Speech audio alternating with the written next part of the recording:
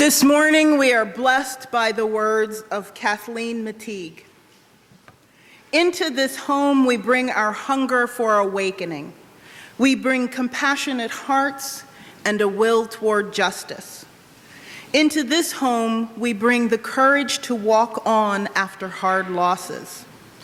Into this home we bring our joy and gratitude for ordinary blessings.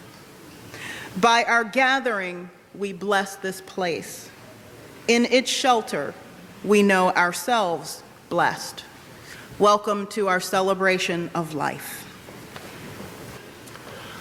Let us learn the revelation of all nature and thought, that the highest dwells within us, that the sources of nature are in our minds. As there is no screen or ceiling between our heads and the infinite heavens, so there is no bar or wall in the soul where we, the effect, cease, and God, the cause, begins. I am constrained every moment to acknowledge a higher origin for events than the will I call mine. There is deep power in which we exist and whose beatitude is accessible to us. Every moment when the individual feels invaded by it is memorable. It comes to the lowly and simple. It comes to whosoever will put off what is foreign and proud. It comes as insight. It comes as serenity and grandeur.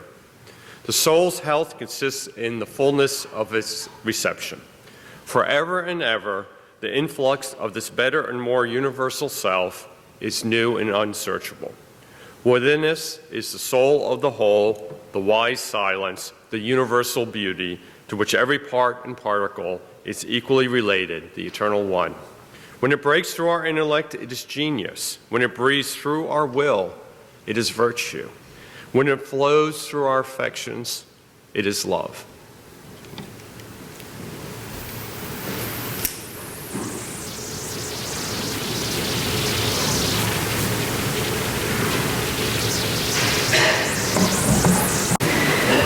The reading I'd like to share with you this morning comes from an article that the former president of the UUA, the Reverend Peter Morales, published in the UU World in the fall issue in 2010. He called it "Service is Our Prayer," and it is directly from that, and as you will see during the sermon, from earlier statements as well, that I've stolen my title this morning. Peter wrote, "Many of our congregations recite the following affirmation: love is our doctrine, the quest for truth is our sacrament, and service is our prayer." I have always been intrigued by the notion of service as prayer. When I was young, I was taught that prayer was words that expressed gratitude, contrition, always lots and lots of contrition, and requests for blessing, healing, wisdom, and strength. We prayed alone in silence and together out loud. Yet if prayer is the word we use to describe connecting to what is sacred, I think service may be the best form of prayer. And if the purpose of a spiritual practice is spiritual growth, service is a powerful spiritual discipline. No one who commits herself to service remains unchanged by the experience. When we serve, we become more compassionate, more sensitive, more understanding, and more aware. We are reminded of how precious and fragile life is. We experience our vulnerability and our deep need for one another. When we serve, we experience what love can do. Sometimes in our congregations, we speak of spirituality and social action as if they were opposites. This is a false dichotomy. Spirituality and service are two sides of the same coin.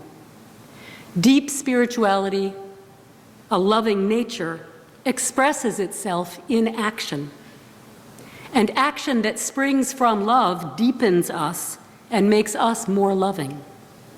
Love and action cannot be separated. We Unitarian Universalists have always been a faith that seeks to bring healing to a broken world. We heal the world and grow our souls when we join hands and take action. May service always be our prayer. We Unitarian Universalists have a long history of creating statements of faith as we try to describe our ever-shifting movement. And one of those covenant statements, written back in 1894 by a Unitarian named James Villa Blake, went like this: "Love is the spirit of this church, and service is its law.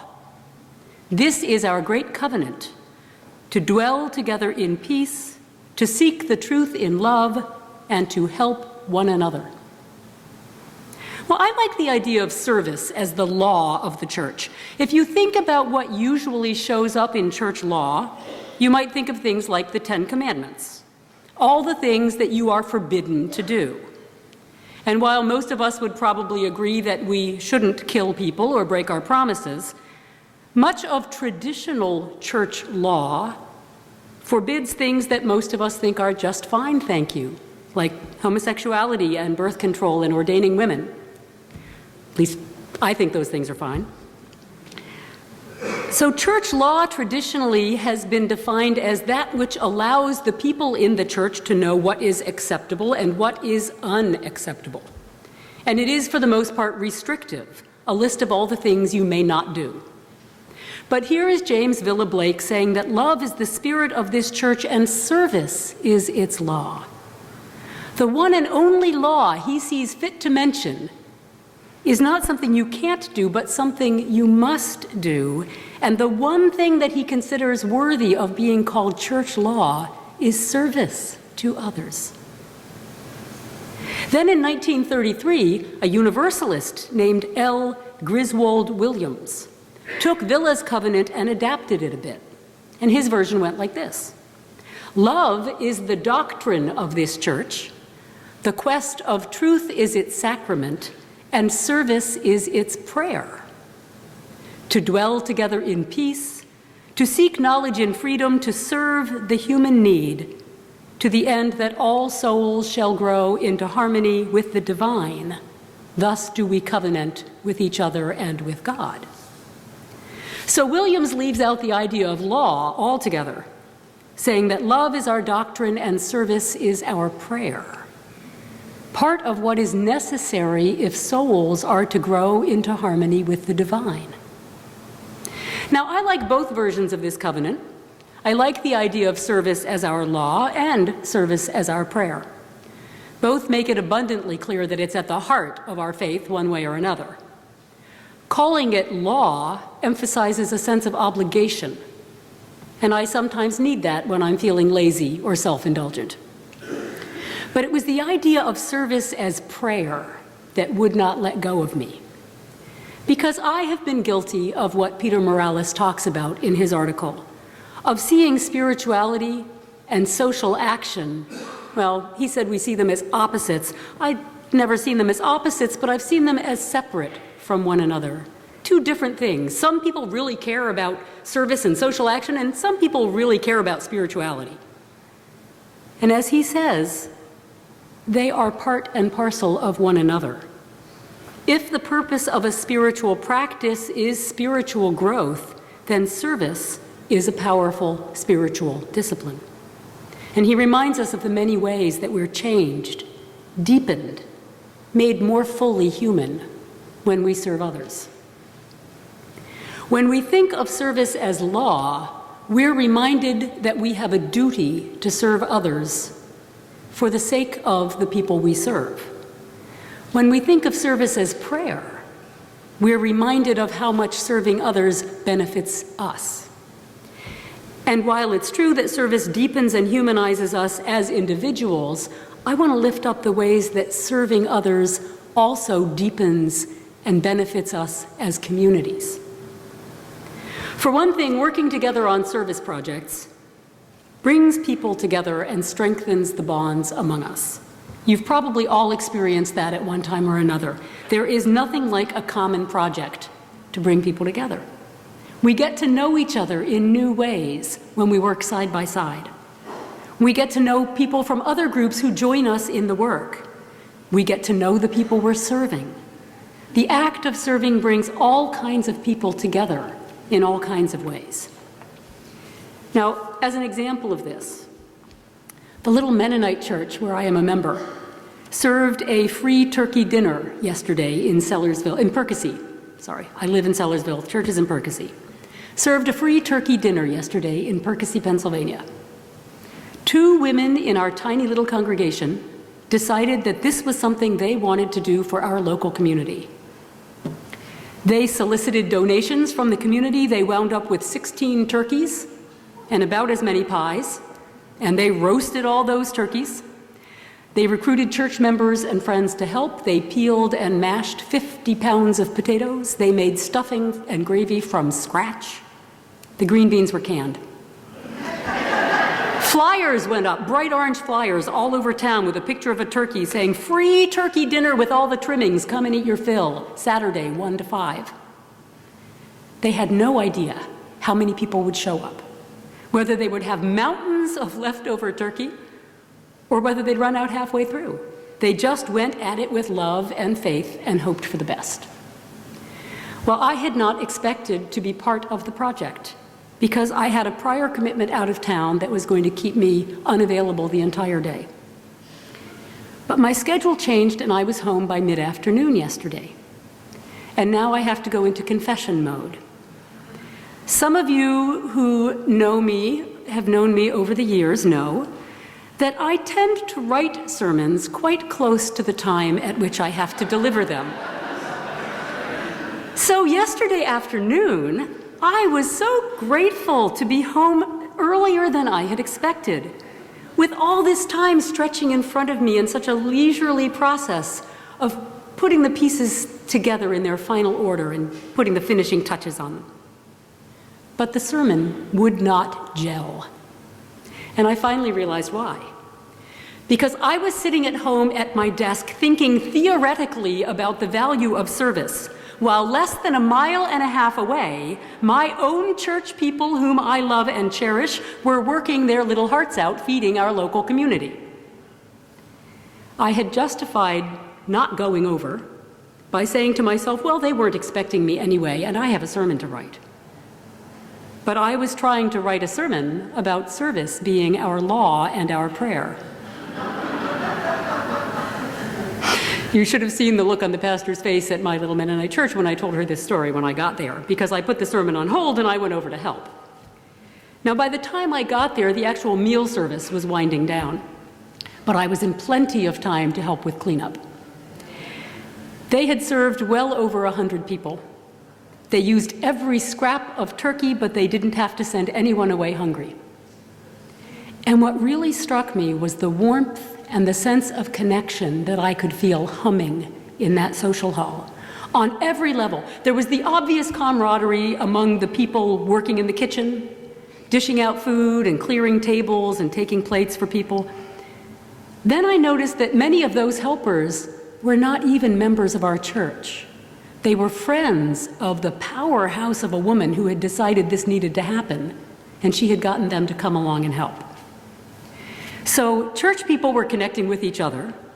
Church people were connecting with non-church people as they served together. All of us were connecting with our neighbors who had come to be served, who were connecting with each other as they ate together and their kids played together. So we know that service is good for us. We know that it's good for others. And we know that it builds community among us and between all kinds of people. And if we think of service as prayer, then we can bring together 2 things that I think Unitarian Universalists have an unfortunate tendency to keep separate. And that's community and spiritual practice. We are really good at community, right? I mean, most of us, I would venture to say, cite community as one of the primary reasons we come to church. We come for the community. We come to create community, and we come to serve the community. And increasingly, I find that Unitarian Universalists are also taking spiritual practice seriously. Many of us have things in our lives that we think of as spiritual disciplines. It might be traditional, like prayer, or meditation, or chanting. We might practice Tai Chi, or yoga, or some other form of movement. For some of us, artistic practices have become spiritual disciplines. Writing, painting, working with clay. I have friends who are quilters and knitters and weavers who understand those things to be spiritual practices. But for the most part, we do these things as individuals, not with our larger religious community. Because our spiritual practices vary so widely, we generally don't expect to be engaged in a corporate spiritual practice where we do something all together as a body, the way so many religious traditions pray together, for example. Those of us who take spiritual growth and practice seriously often think of it as a solitary path, encouraged by our congregation perhaps, but often not shared with our congregation. But if service is our prayer, then we do pray together. We pray together as we serve turkey dinners, or as we take part in the Martin Luther King Day of Service, or as we walk for peace, or as we fight against racism. Our shared service becomes a shared prayer. We serve and we pray as one body. Now, you've heard that expression, the family that prays together stays together.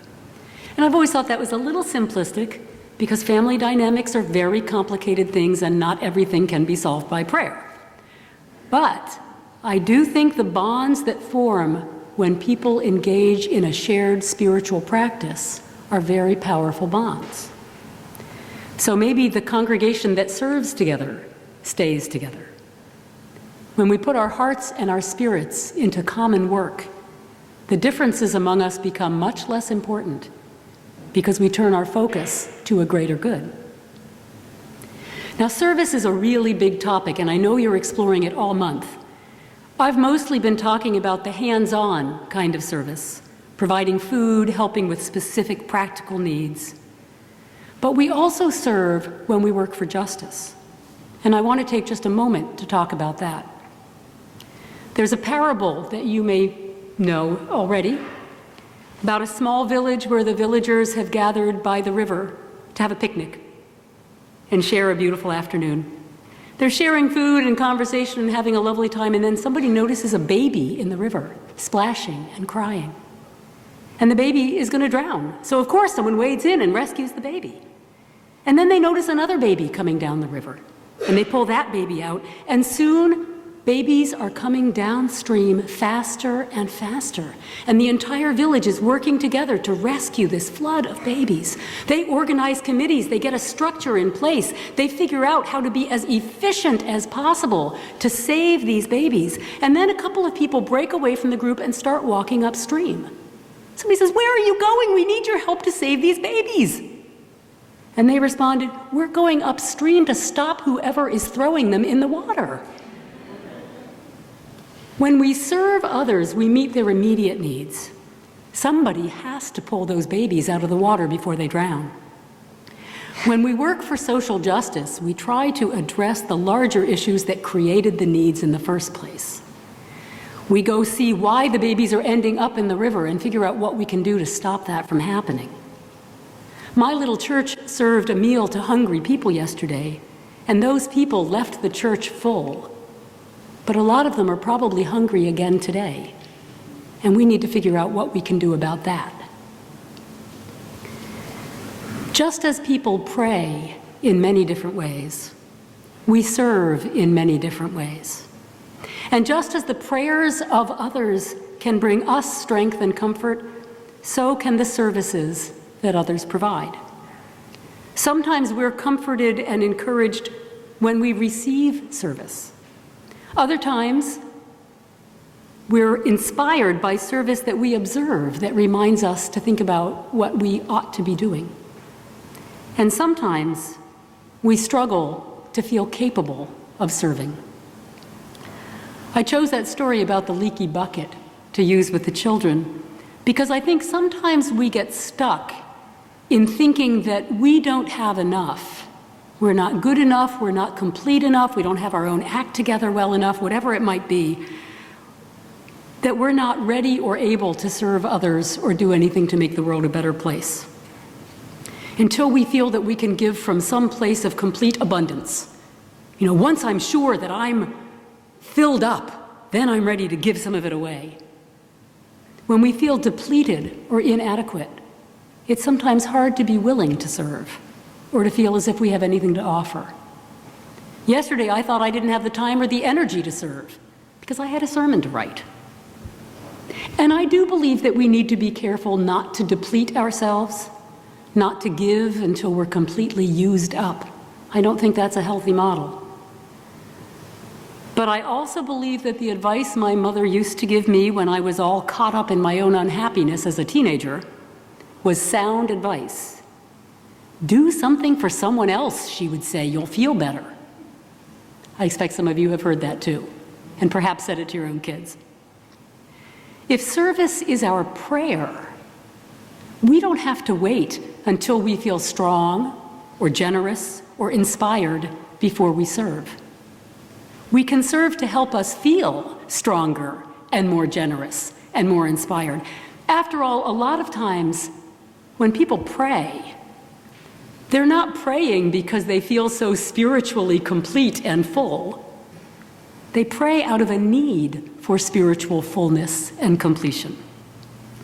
If service is our prayer, sometimes we serve not because we feel like we have so much to give, but because we need to give to be reminded of what we have. At the turkey dinner last night, we had a basket available for people who wanted to make contributions, but the pastor greeted everyone at the door and assured them that the meal was free. And yet many people gave a small donation as they came in. I'm in need, one woman said, but everybody's in need, and she put $2 in the basket. So there's a story that gets told about a visitor who goes to a Quaker meeting for the first time.